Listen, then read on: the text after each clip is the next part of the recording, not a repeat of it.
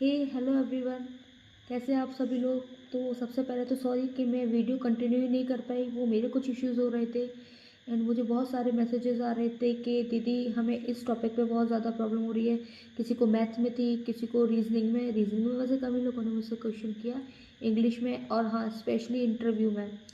तो देखिए interview last stage है आपका, तो उसके लिए प्रिपेयर होना बनता है, बट वो आपका हो जाएगा। मुझसे जीके में भी पूछा था लोगों ने कि भाई जीके को हम स्टार्ट कैसे करें, उसमें आगे कैसे बढ़ें। तो एक एक टॉपिक को हम लेके चलते हैं। तो आज का हमारा जो टॉपिक है वो मैथ्स का है। तो देखिए मैं आपको एक बात क्लियर करना चाहती हूँ, मैथ्स के बारे में अभी हम बात करेंगे सिर्फ और सिर्फ जो आपके पीओ के लिए करूँगी, क्योंकि भाई देखो क्लैट का एग्ज़ाम आपका ऐसा होता है ना कि आपको उसमें करना ही होता है, सारे टॉपिक्स करने होते हैं, आप कोई भी टॉपिक नहीं छोड़ सकते हैं।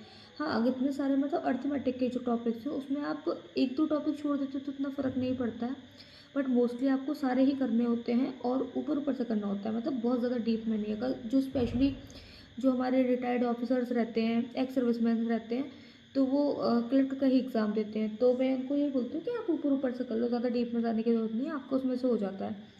बट हाँ पीओ के लिए स्पेशली जो बच्चे पीओ को टारगेट कर रहे हैं, मैं उनको बताना चाहती हूँ कि पीओ में आप कुछ ही मतलब अगर आपका अर्थमेटिक्स पूरा नहीं हुआ है तो आप सिर्फ कुछ टॉपिक लेके कर सकते हो।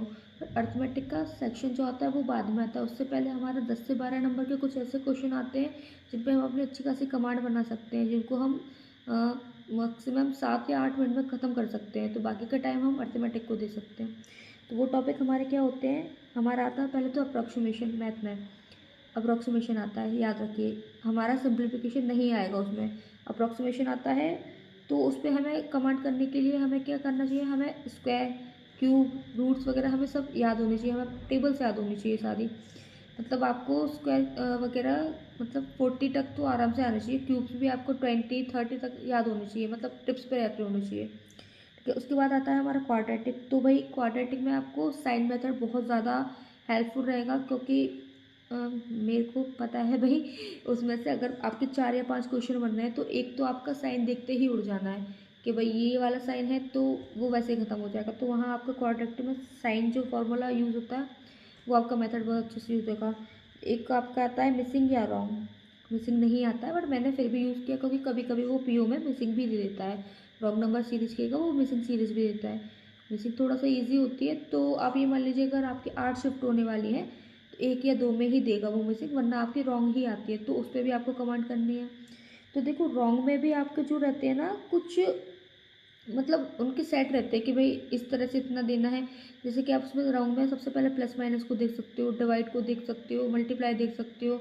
एक आपकी फिबोनाची सीरीज जो आती है वो बहुत ज़्यादा चली थी भाई, परसेंट वाला भी आता है। तो मतलब आप करते जाओगे, मेरे पे तो मैंने क्या था, मेरे नोट्स बने थे 2 पेज में, तो मैंने उनको अलग से लिख रखा था भाई कि ये आती हैं। तो मैंने माइंड में रखा था कि भाई अगर रॉन्ग नंबर आएगा तो सबसे पहले मेरे को ये देखना है, ये नहीं हुआ तो ये देखना है। तो मतलब आपको एक एक जो रॉन्ग नंबर सीरीज रहती है वो 30 15 सेकंड में वो ख़त्म हो जाती है। मैक्स टू मैक्स अगर बहुत ज़्यादा लेंदी है तो वो आपका 1 मिनट से ज़्यादा नहीं लेगा।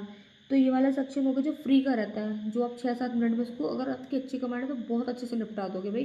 तो आपके हाथों में मतलब मुट्ठी में बिल्कुल नंबर आ जाते हैं, 12 से 15 नंबर। फिर आ जाते हैं हम अर्थमेटिक की तरफ। तो हमको पूरा अर्थमेटिक नहीं करना है भाई। अगर आप मानते हो कि आप 20 22 23 मिनट में भी 40 क्वेश्चन कर लोगे तो ऐसा नहीं हो पाता है, तो थोड़ा डीप में क्वेश्चन करने हैं, क्योंकि देखो हमें टोटल मिला के 60 तक मैक्स टू मैक्स अटैम्प्ट करना होता है, 60 या 65 तक।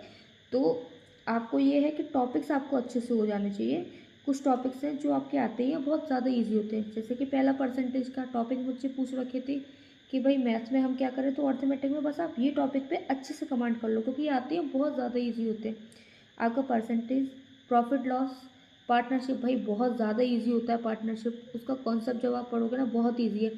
मैंने इतने इतने से में एक एक टॉपिक को इतने इतने लाइन में ख़त्म कर रखा था पूरा शॉर्ट में लिख के कि भाई ऐसे ही आना है। रेशियो आता है आपका, रेशियो तो सभी में लगता है, रेशियो को अच्छे से डीप में करना है। Time and work, pipe and system और ट्रेन। तो ये कुछ टॉपिक्स ऐसे हैं ना, इनको आप डीप में कर लोगे ना भाई, ख़त्म है अर्थमेटिक, इससे ज़्यादा आपको नहीं करना है।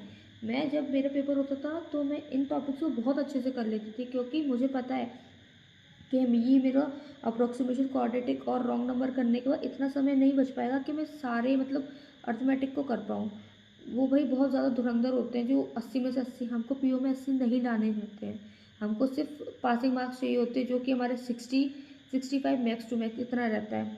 तो उसके लिए आप ये वाले टॉपिक्स बहुत अच्छे से कर लोगे। तो देखो, जिनके प्रैक्टिस अच्छी है, जो बहुत टाइम से कर रहे हैं, उनके लिए बहुत बढ़िया है। बट मैं सिर्फ बिगनर्स के लिए बता रही हूँ कि आप बस ये वाले टॉपिक्स कर लीजिए और आपका हो जाएगा, उसमें कोई दिक्कत वाली बात नहीं होगी। पहले आप ये अप्रॉक्सीमेशन, क्वाड्रेटिक वगैरह इनमें अपनी कमांड अच्छे से कीजिए और फिर ये वाले टॉपिक्स पहले करिए। हाँ, आपका समय अगर बाद में बचता है तो आप बाकी के टॉपिक्स को कर सकते हैं, मना नहीं है। बट ये वाले टॉपिक्स ऐसे करने कि उनको घोट के पी जाना है बिल्कुल से।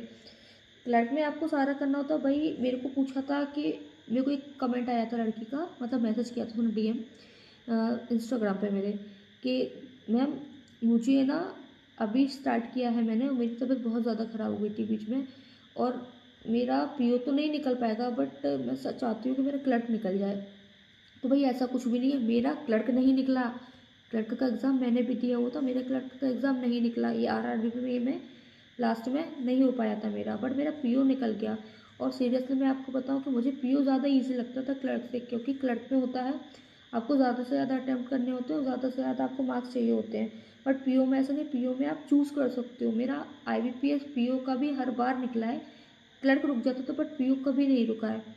तो इस बात को अपने माइंड से हटा दो कि भाई क्लर्क का हो जाएगा बट पीओ नहीं कर पाएंगे हम इतने टाइम में। भाई आप पीओ कर लोगे बट क्लर्क की गारंटी नहीं ले सकते हैं। तो ये हमारे मैथ के कुछ टॉपिक थे, वीडियो को लंबा नहीं करते हैं।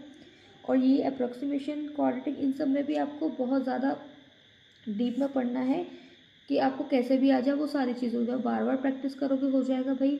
मैंने बहुत सारी प्रैक्टिस की थी, इसी के बाद मैंने एक एक टॉपिक को बस इतनी इतनी लाइन्स में ख़त्म कर रखा है।